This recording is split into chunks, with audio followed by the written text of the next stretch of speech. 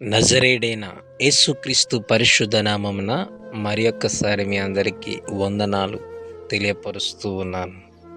ఈ దినముకి ఏర్పాటు చేయబడిన వాక్య భాగం యెషయా గ్రంథం 49:15 తల్లి మరిచిన నేను నిన్ను మరచిపోను. తల్లి మరిచిన నేను నిన్ను మరచిపోను. ఈ లోకంలో తల్లి ప్రేమ కన్నా గొప్ప ప్రేమ లేదని అంటారు. తల్లి తన బిడ్డ కోసం నిద్ర మానుతుంది, ఆకలి మానుతుంది, తల్లి కన్నీళ్లు కారుస్తుంది. నేను నిన్ను కానీ దేవుడు మరచిపోను. ఎంత గొప్ప ఓదార్పు!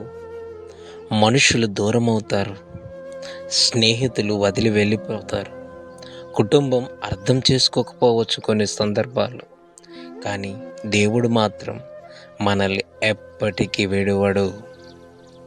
ఒక చిన్న పిల్లవాడు మార్కెట్లో తల్లి చేతిని వదిలి తప్పిపోయాడు. చుట్టూ జనాలు, భయం, కన్నీళ్ళు.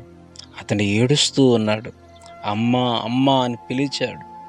కొంతసేపటికి తల్లి పరిగెత్తుకుంటూ వచ్చి బిడ్డను కౌగిలించుకుంది.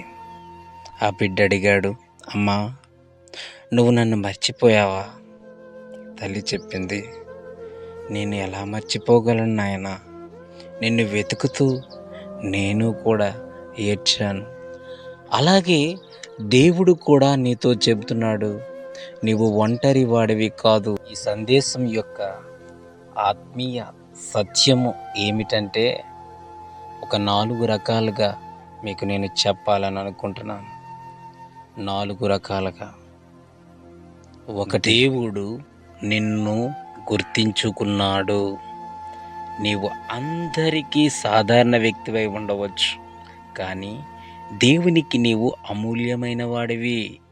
నీ కన్నీళ్ళు ఆయన చూస్తున్నాడు, నీ బాధ ఆయనకు తెలుసు, ఆయన వింటున్నాడు.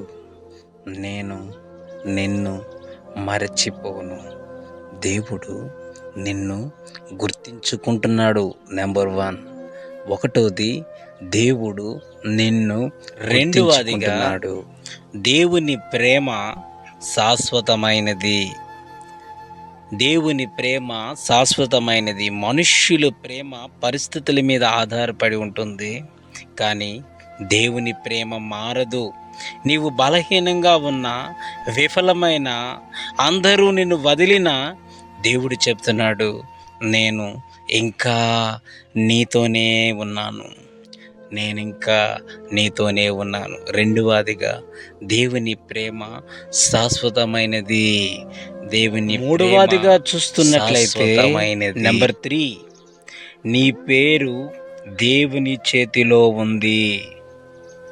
కొంచెం తర్వాత వచ్చే వచనంలో దేవుడు ఇలా వ్రాస్తూ ఉన్నాడు, ఇదిగో నా అరచేతుల మీద నేను నిన్ను చెక్కుకొని ఉన్నాను. యెషయా గ్రంథం 49:16. అంటే దేవుడు నిన్ను మరచిపోడు. నీ జీవితం ఆయనకు విలువైనది. 4వది, ఆయన ఎన్నడూ కూడా నీతోనే ఉన్నాడు. ఈరోజు నీవలా ఇలా అనుకుంటున్నావేమో, నన్నెవరూ ప్రేమించటం లేదు, నా బాధ ఎవరికి అర్థం కాదు, నేను ఒంటరి వాడిని. అయితే దేవుడు నీతోనే మాట్లాడుతున్నాడు, నా కుమారుడా, నేను నిన్ను మరచిపోలేదు. చూడు, నా అరచేతిలో నిన్ను చెక్కుకొని ఉన్నాను అంటున్నాడు. ఆయన ఎన్నడూ కూడా నీతోనే ఉండే దేవుడు, ఆయన విడిచిపెట్టే దేవుడు కాదు. ఎన్నడూ నేను విడవడు. ప్రియమైన దేవుని బిడ్డలారా, మనుషులు మర్చిపోవచ్చు, కుటుంబం దూరం అవ్వచ్చు, స్నేహితులు వదిలిపెట్టవచ్చు, కానీ దేవుడు మాత్రం ఇలా అంటున్నాడు, తల్లి మరచినను నేను నిన్ను మరువను. ఈ వాగ్దానం నీ జీవితంలో నెరవేరునుగాక.